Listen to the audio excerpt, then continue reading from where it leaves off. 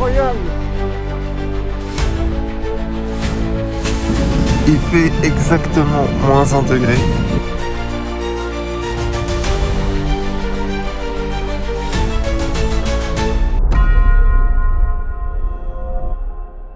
Nos deux aventuriers poursuivent leur route en direction du lac Majeur avec une question en tête. Pourquoi les lacs fascinent-ils autant les plus fortunés? Bienvenue dans cette 3e étape du voyage.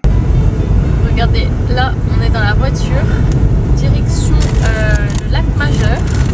On est quand même plutôt bien là. Bon, premier déjeuner en pleine nature avec une vue plutôt sympathique. Ça va la vue. Hein. Voilà, on a bien vu sur le lac Majeur. C'est bien. C'est beau, c'est magnifique.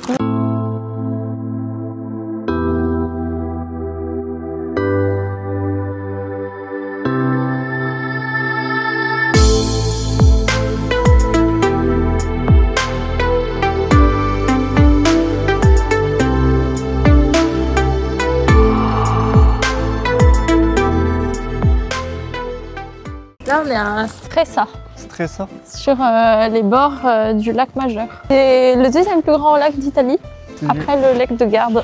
Un lac entre l'Italie et la Suisse. C'est ça, et vous allez voir, il y a des Superbe maison. il y a des hôtels et des maisons de fous furieux, c'est impressionnant.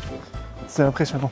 Le lac Majeur existe depuis des milliers d'années. Il s'est formé à la fin de la dernière ère glaciaire, lorsque les glaciers alpins ont lentement creusé la roche avant de fondre et de laisser place à cette immense étendue d'eau. Mais ce n'est pas seulement un décor naturel. Très tôt, les Romains comprennent l'intérêt stratégique du lieu. Le lac devient un point de passage entre le nord de l'Europe et la plaine italienne. Un axe commercial, mais aussi un lieu de repos. Des siècles plus tard, à la Renaissance, les grandes familles nobles italiennes commencent à s'y installer. Elles y construisent des villas, des palais, des jardins.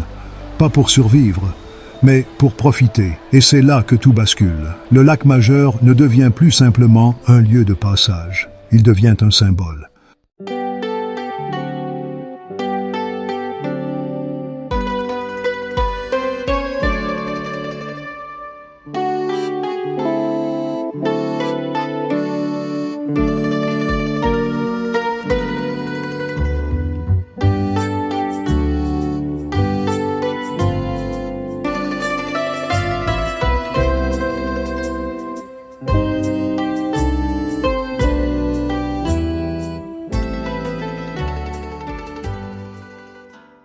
Pourquoi les riches sont-ils attirés par ces lacs? À partir de la Renaissance, le lac Majeur change complètement de rôle.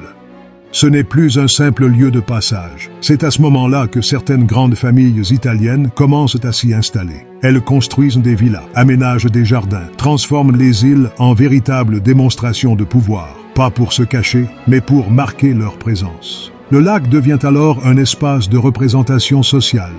Puis au 19e siècle, tout s'accélère. Avec l'arrivée du train, le lac Majeur devient accessible à l'aristocratie européenne. Des familles françaises, anglaises, autrichiennes arrivent. Et ce qui est intéressant, c'est que ces personnes ne viennent pas ici par hasard. Elles viennent parce que d'autres comme elles sont déjà là. Petit à petit, le lac se transforme en un cercle. Un endroit où l'on sait qui l'on va croiser. Et surtout, qui l'on ne croisera pas. Là, on se trouve en face de la baie du lac Majeur. Et donc là-bas, on a l'Isola Madre et là, l'Isola Bella. Là-bas, sur l'Isola Bella, il y a un magnifique jardin avec un magnifique palais à visiter. Et oui, ma chère Noémie, sur Isola Bella que vous n'avez pas pu visiter, vous auriez pu y retrouver un véritable palais posé sur l'eau. Construit au XVIIe siècle par la famille Borromée, ce lieu était à l'origine un simple rocher, transformé en un chef-d'œuvre baroque dédié à Isabella. Entre ces jardins en terrasse, ces statues et ces salles somptueuses, c'est un endroit où l'histoire et le luxe se mêlent. Le tout au milieu du lac Majeur. Un lieu que vous auriez adoré. Mais bon, cela sera sûrement pour une prochaine fois.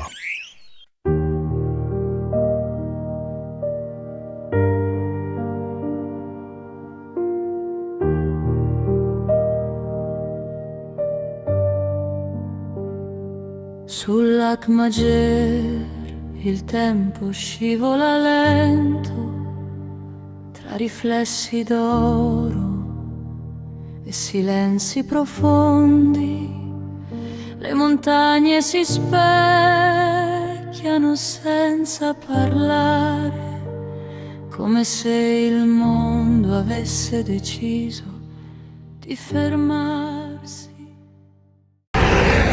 Bon, là on retourne À la voiture. à la voiture parce que Notre petit tour à Stresa. c'est ça, on a fait notre petit tour et là on retourne à la voiture parce que le soleil se couche dans 1h30, il faut qu'on passe acheter de l'eau et ensuite il faut qu'on trouve le spot là où on va dormir. Dans l'idéal dans un endroit assez abrité parce que le vent vient de se lever et voilà, En tout cas, c'était très beau. c'est Très ça, propre. C'est très agréable de se promener ici. c'est vraiment très propre. Il y a la tour de Voilà, Pise. tour de Pise ici, je crois. Elle est toute tordue. On est dans un petit village italien et on va vers le spot pour dormir. Voilà, mais c'est des rues qui sont minuscules. Bon, on n'a pas trop filmé, on le filmera un autre jour parce Oui, qu'il faisait nuit. Mais on a mis en place le véhicule pour la nuit. Et là, on est en train de Prends l'apéritif. prendre l'apéro. Premier apéro, première du nuit, champagne. avec du champagne. Une bouteille qu'on nous avait offerte avant le départ. Donc, Santé. tine. Et un très bon champagne.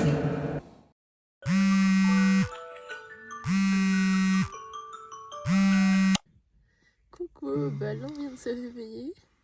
Il est environ 7h30. Verdict.